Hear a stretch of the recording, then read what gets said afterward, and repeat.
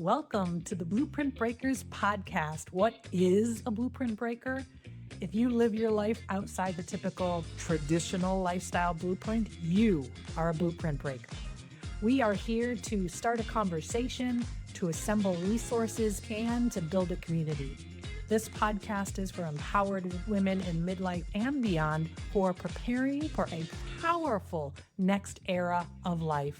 My name is Amy A. Palmer. I am your host and facilitator for our conversations. Sit back, relax, enjoy the show. To stay connected, up to date, and to receive all of our free resources and gifts along the way, join us at community.blueprintbreakers.com. This episode is close to my heart because my guest, Lizzie Merritt, isn't just a brilliant life and weight loss coach. She's also been my coach. I used to think that weight loss was about following the right plan or being more disciplined, but Lizzie showed me that the real work happens between my ears, not on my plate.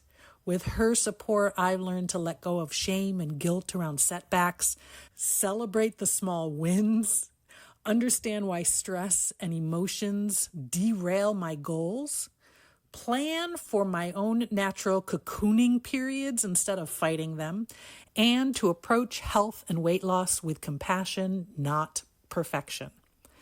Lizzie is a Martha Beck certified Wayfinder life coach, a professional weight loss coach, author of You Are a Miracle, and host of the Confident Body podcast. She believes diets are the worst. The only way to lose weight is imperfectly, and that every woman deserves to feel good in her own skin right now, not, quote, someday. I'm thrilled to share this conversation with you because Lizzie has truly helped me shift my relationship with my body, my goals, and myself. I know her insights will resonate with you too. Hello, Lizzie, and welcome to Blueprint Breakers. Hello, Amy. Thank you. I'm so grateful for the chance to be here.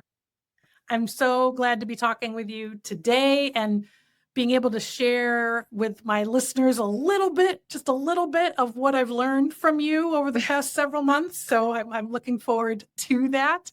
Before we get into talking about health and weight loss and all the good things, I would love to hear just a little bit about your story of what led you to your current path as a coach. Sure. I was an athlete in school, in high school, and played a couple years of college. And then I decided to stop playing organized sports. And, I knew how to be part of a team, but I did not really know how to eat in a way that was not for a full-time athlete. And I didn't know how to take care of myself when I didn't have a coach telling me, go run. And so I definitely put on the weight. And then, of course, I got a desk job and put on more weight. And I did all of the I shoulds and all that type of thing. 2 kids later, I was like, wow, this is not who I thought I wanted to be. And went on all the different diets. I think keto might be the only one I didn't do. But, I went vegan for a while, low carb, slow carb, all the fun things. And I remember sitting at my kitchen table with my 10th diet book and just being like, this is ridiculous. Because if diet and exercise are not making me feel happy and confident in my own skin, maybe there's something more to it. Maybe it's between my ears. And that kind of kicked off a journey of looking at it, the stuff, in your head versus just what's on your plate. And I have been so grateful for the journey, talking about blueprint breakers. I'm the kind of person who I was 45 before I figured out what I wanted to be when I grew up. Now that I am here, as a life coach specialized in weight loss, I'm like, oh, this is so good. I just love getting a chance to allow or help women feel better in their own skin because why not? Yeah, absolutely. And I love that you mentioned that you're a life coach specializing in weight loss because you're coaching, it goes way beyond traditional weight loss, or if somebody thinks of a weight loss coach or a weight loss program and all of that. I mean, it goes into things like mindset and your nervous system. And in our coaching sessions, we covered all the things, and everything that I learned from you, I could apply to all areas of my life, not Right. just weight loss goals. So what do you think is different about your approach and how you help women as they're on this Thanks. journey? It's interesting. I've had when people ask, what do you do? life coach specializing in weight loss, they say, "Well, do you recommend a specific diet?" And I'm like, Mm, "No, because every diet works if you can keep doing mhm, it for the rest of your life." So I am mhm. much more interested in what are the things that make it difficult for you to do the things you quote unquote know you should do. And life coaching is so crucial to the weight loss component because life and it all impacts your weight loss. We eat for so many more reasons than just hunger, whether we're celebrating, whether we're sad, whether we're stressed, in secret. There's all kinds of this emotional stuff and that can contribute to challenges with weight loss. And so it's so important. That's why diets don't work, is because they all they do is tell you what to do. They don't tell you what to do or like why it's hard to follow their rules. They don't tell you what to do when you didn't follow the plan and you feel like you must be the problem. And so I'm much more interested in that juicy stuff under the surface. Yeah, and it's funny because when I reflect back, because I've done all the things too. I've done all the diet programs and the diet plans and all that. And when I reflect back on that, I remember that in most cases, somewhere in small print, it would say something about plus behavior modification needed, or like there'd be like some little note about how, this is going to help, but you need to like modify other things. But nobody really addressed that part, establishing new behaviors or breaking old habits and all of that thing. And that's not a quick fix. That's not something that happens at a snap of a finger. Right. I mean, So it takes all kinds of different things. And I like to say that weight loss is a lot like an iceberg, that, what the diets tell you, the steps to follow or the food to eat is the stuff above the surface. And all the reasons why it's hard to do those things is what's beneath the surface. And there are a lot of similarities between one person versus the next, but each person's iceberg underneath the surface is a little bit unique. and I think that's part of where the coaching comes in too, is sort of exploring that portion of the iceberg that's under the 100%. surface and trying to figure that piece out, right? Yes. Yes, And so then exactly. when you go about doing that exploration and figuring that out, how does it then how does it connect to weight loss? And how does it Oh, yeah. ultimately get us to the goals? So, any client session can or client relationship can start differently, but one of the kind of really great questions is, all right, if you could boil it down to one sentence, what's the main obstacle getting in the way of your weight loss? Because that pushes aside, well, I'm not eating clean, or whatever, I overeat at dinner. It pushes aside all the things you think you're supposed to do, and you're like, well, if it's just one sentence, the main thing is I eat when I'm stressed out, or I come home from work and I am super tired and couldn't care less. So we always end up ordering out. It's like, okay, that gives me a clue as to where we can adjust. What is the surface level symptom that is presenting itself? So that's, I'm overeating or I'm ordering out all the time. And we can address both the surface level thing, but that's a symptom of the root problem. And so the root problem might be let's take it deep right from the beginning. A root problem could be like, I'm afraid to have success because if I lose weight, then I'll get attention. And that feels dangerous. That could be something. Or someone else's issue might be, I feel like I'm a huge people pleaser and I like say yes all the time at work when I'm kind of gritting my teeth and thinking no one appreciates me. And so you come home and the only time you get to say yes to yourself is when you say yes to the food. So that's what I mean by each person's iceberg can be a little bit different. That's why I'm like, Right. let's see the main obstacle. That's the surface level Right. symptom. And then we'll dig deeper and figure out what's the root cause. Right. Okay, so let's talk about that a little bit. I'm going to share, as you know, one of my biggest challenges that we uncovered during our coaching times together was like I have trouble focusing on my health and my weight loss goals when I'm under stress or have a lot of anxiety or fear or discomfort, like any of those particular emotions. And my plan and my intentions just went out the window. Right. Right. And so, one of the things that I appreciated about working with you is that figuring out what to do in those situations, like really trying to peel back the layers of what's going on and why, and getting rid of some of the shame and guilt that came with it. But I'd love to hear you share a little bit because you did a really good job of sharing like a lot of different strategies and exercises and techniques and things like that Mhm. when you're feeling really stressed and anxious and your weight loss goals just sort of completely leave your mind and why that is. Right. Yeah.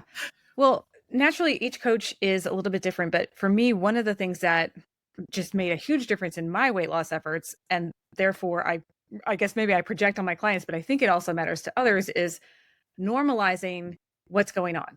Because again, diets tell us just follow the rules. And when you struggle, when you're like, it all went out the window, you feel like you're the problem. And so if we can first start with number one, Amy, you're not the problem. What's going on is your nervous system is completely out of whack. Basically, they call it outside of your window of tolerance. You're in a fight or flight, and survival is going to take precedence over your planning brain, over your like the steps of the diet every single time. And so basically what we could explain is it's really normal that your diet goes out the window because your brain is in survival mode and it's like, I can't think about the diet right now. I have to survive. And I want to feel safe and food feels safe. So it's really normal. It's not your fault. So that's usually where I start. And again, like I might be projecting because there was so much about my own weight loss journey where I was like, oh, I'm not a broken mess. It's not that Right. I am faulty. It's that like my brain is Hmm. working this way. And so I have a really um I love the neuroscience brain piece of weight loss because once I can explain, oh, it makes sense that I do this, then I'm like, oh, just like you said, we can release some of that shame and judgment. Because and also that's an important piece because the brain is not able to learn when you are judging or shaming yourself. So, like if you imagine a kindergartner and if the teacher is like, "Why did you color outside the lines? That's bad." Like the kindergartner is going to, shrink and not learn. And so you need to do that same thing inside your own head of like, this is normal. It's not that you are the problem. Let's figure out how to work with what's going on. So that's kind of the first step we wanted to take.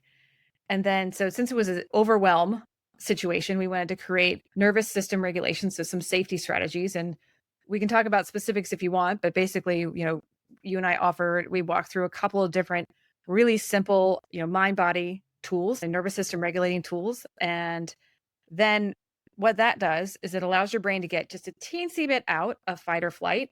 And so you have just a teensy bit more access to that planning brain that does remember, oh, I do actually want to lose weight. And then you can make a decision from there of being like, how do I balance a little bit of rest? How do I look at the story I'm telling myself of like, oh my gosh, I feel so overwhelmed. But actually, it's a little bit because I'm catastrophizing in my brain and maybe it's not as bad as I'm making it out to be. And then the last thing we do is take action steps. Yeah, I think so. As I reflect back on specifically my journey, and I know I know others can relate. I know that it's stuff that you hear, but that you hear a lot.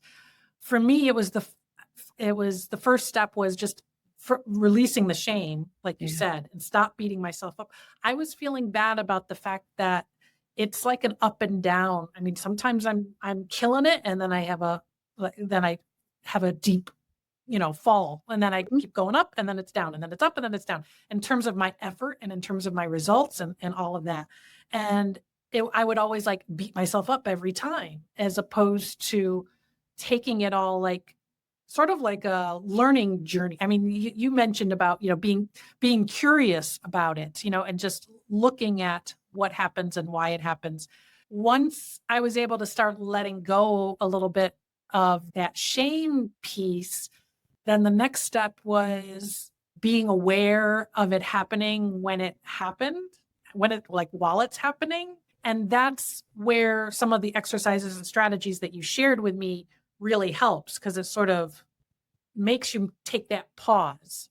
So Yeah. when And I'd love to somebody's circle back there, to yeah, you said like you noticed this sort of up and down pattern of yeah, energy and just really on it. And then like, wow, the term you used to use was cocooning, that you were like, I need to just cocoon and yes, rest for a bit. yes, hmm, And, that's really pretty common, whether it's an energy thing or I'm quote unquote good for a few hmm, days, a few weeks, whatever. And then I just blew it. And this always happens.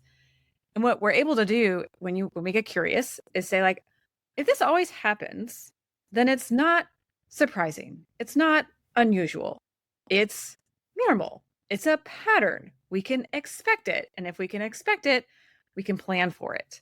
And so one of the things that we kind of worked on together was kind of helping you proactively plan for those rest times rather than just go, go, go, go, crash.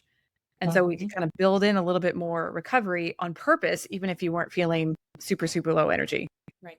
That was really effective for me in terms of it never, for whatever reason, it never occurred to me to intentionally plan for periods of cocooning, those periods of low energy or those periods of where you're just not feeling yourself. Mhm. That had never occurred to me before. And so what I was able to do with your help and guidance was sort of put some parameters around that a little bit. And Yeah. that's what made me feel like okay, like it normalized it and it made it easier to then come out of it and get back on track with what I was doing and focus on all the things that I had been committed to. So Yeah. that was very helpful. And as I recall, I want you to correct me, but I think like I remember you had some sort of self-judgment around like I spent all this I quote unquote waste a bunch of time doing Mhm, nothing. And we mhm. were able to say like, no, this is really valuable and really important, but let's also give it some framework and some guardrails so that you don't end up spending 4 days cocooning. You want to spend the day and a half that you wanted to do, and then you can get back to doing some more proactive things. And we also, if I Yes. recall, mapped out like action steps of like, if it's been XYZ amount of time, here are the action steps you can take to help you begin working your way back into activity mode. Yes. Yes, that was very, very beneficial. Yeah. And then the other piece that I think that was important that I've learned was really the small wins. Yes. Like I never gave myself credit for those small wins. I had created this story about myself that because I haven't been able to get to and remain at my ideal goal weight all the time for the rest of my life indefinitely, then that just means I'm a failure. And that because I don't keep up the physical activity that I want to do, that I'm not out there like working out every single day, then that means I'm not an active person and that I'm just like a failure in that area. Even if those were just like little tiny little messages in the back of my mind, maybe I Mhm. wasn't even like completely aware of them, but I was feeling that way. And so when you helped me sort of create those small wins, like even 10 minutes a day, committing to 10 minutes a day of intentional movement was such a game changer for me. And that just, I don't know, that it sounds like it shouldn't have been that big of a deal, but it was. Like, why do you think doing that, like, why do you think that like worked as well as it did for me? I'm so glad this came up. I have literally had this conversation twice already today that, if there is a secret sauce, so anybody listening, the secret sauce to consistency, here it is. The secret sauce to being consistent is allowing a little bit to count.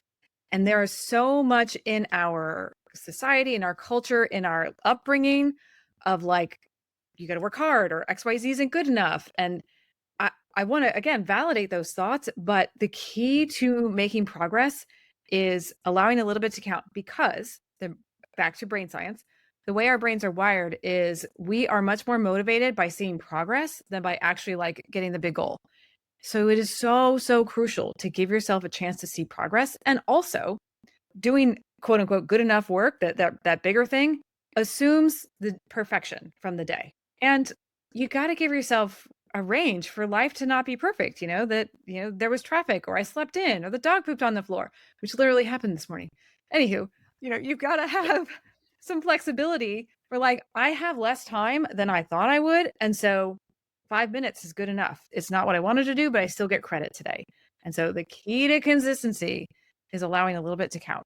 Yeah, I can attest to that. It never ever would have occurred to me to set a goal of 10 minutes because that struck me as being not good enough. And what ended up happening was most days I did way more than 10 minutes. It Yes. was enough to get me started and to make me feel like I could check off that box and feel Right. successful for that day. And then that momentum just kept building and building. And so then all of a sudden you're going from somebody who was like inconsistently active to active daily for months. So, Right. I'm so proud of it's you. thank you. Thank you. Me too. Yeah, but what that does is it lowers the activation energy, which is a fancy way of saying it makes it easier to get started. And Mhm, a lot of times, honestly, getting started is the hardest part. And if you're like, I got to do 30 minutes or bust and 29 minutes is a fail, there's a lot of reasons why not to start. Whereas if you're like, mhm. well, 3 minutes is good enough, it could be I'm in my pajamas and getting ready for bed and like, shoot, I forgot. Well, I could stretch for 3 minutes. If that still counts, you get something in. Yep. I know that like one of the other aspects of the No BS program that I follow, which is how I found you. You're one of the coaches on the No BS team. Was the whole concept and idea around doable hunger. I mean, that makes a big difference for me personally, obviously for lots of people. Since we're not talking specifics about, well, what do I eat and what about food and how, all of that. What can you share about just sort of the whole doable hunger approach? Sure.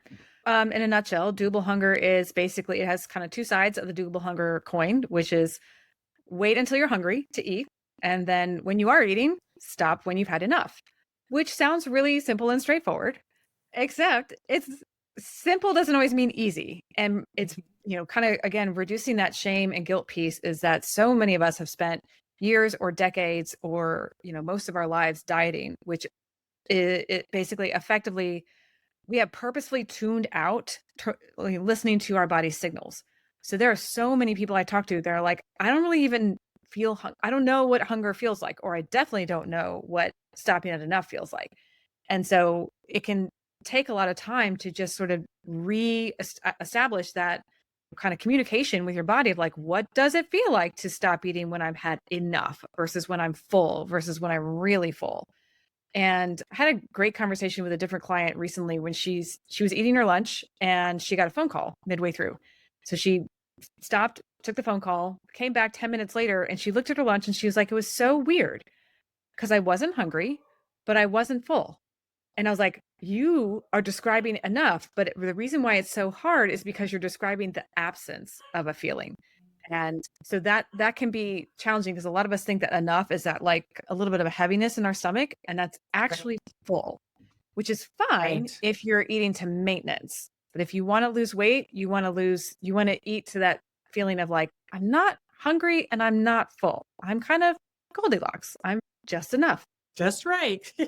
Yeah, I think that is, especially if it's a feeling that we're not used to or we're unfamiliar with, it can be new or newish. So tuning into your body on exactly what that feels like, that it takes a lot of practice and Yeah. curiosity and thinking about it and just taking notice.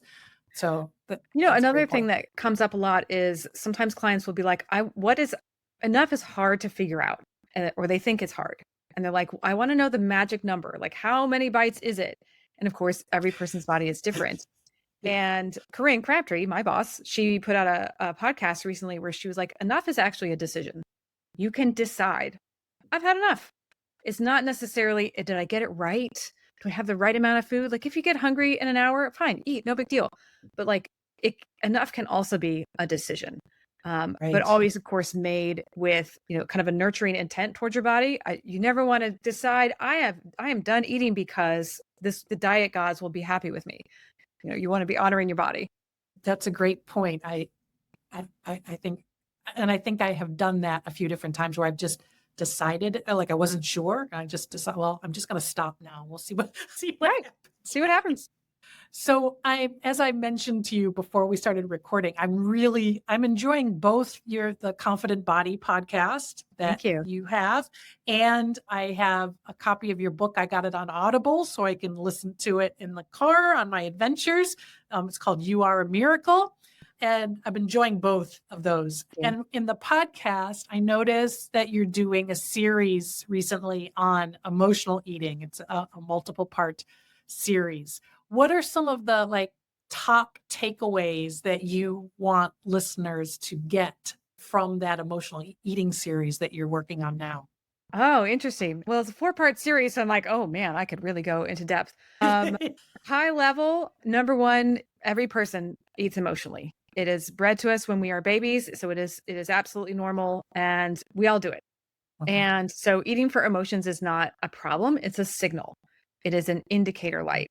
And obviously, if you're hungry, that's the need underneath. But many emotional eating, at least, is we're eating for a reason for not hunger. And we're using food to try and shift our mood, whether it's to feel better, whether it's to avoid something, celebrate, numb, all kinds of different things. So number one, it's normal. Number two, it's not a problem. It's a signal.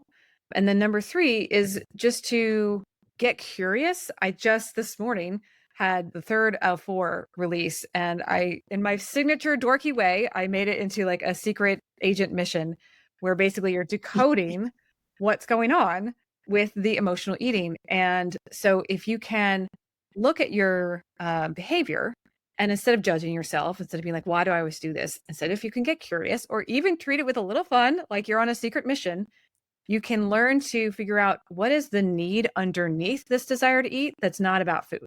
So maybe I need comfort. Maybe I need some freedom.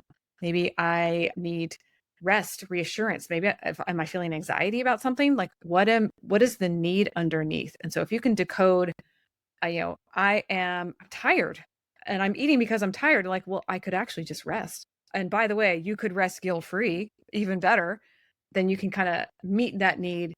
You could choose to meet it with food. Again, nothing wrong with that. Or you could choose to meet the need with a different tool that is perhaps more effective. Yeah, there's a lot. There's a lot of gold nuggets in there. There's so much. We could go on for hours as we as we Right. dive into all of this. How can people learn more? Find out more about you? I mean, I mentioned the Confident Body podcast on all the platforms, Yeah. and You Are a Miracle. Your book. What other ways can they connect with you?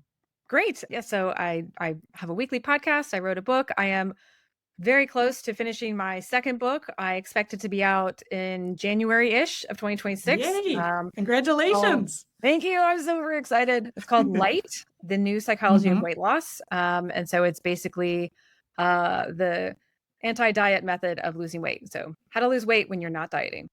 And then I work for No BS Weight Loss, which is a membership. And so it's a monthly membership. You can join No BS Weight Loss and get kind of all the content, all of the group coaching calls. And then there is an additional way to work one-on-one privately with me, as you and I have, through the No BS membership, which is just amazing. It's a great community of women and just so positive. And just, again, like it's all about my main belief and mission, if you will, is like, I think every woman, every human, but I only work with women, is that every one of us has a light inside of us.